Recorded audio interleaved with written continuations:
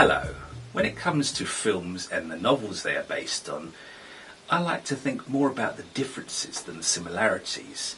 Consider Philip K. Dick, whose original short story, We Can Remember It For You Wholesale, God that was a mouthful, which became Total Recall. Well, it only goes so far into the story, and a lot of what you saw in the film was basically the imaginations of the screenwriters.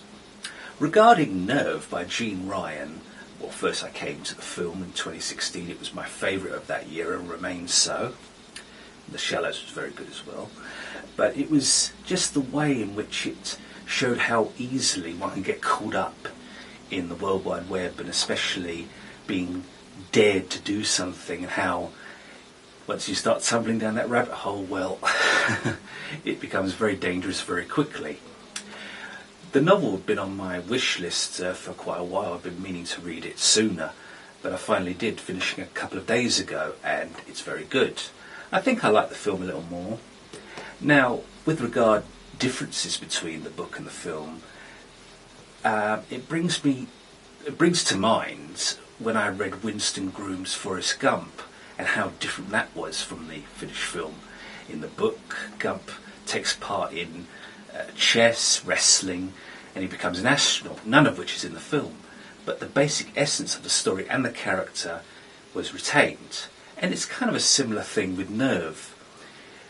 Jeanne Ryan is a very good writer. I found her prose style, it had a nice flow to it. It was some interesting observations. It wasn't always as funny as I think it thought it was, if that makes sense, as she thought it was.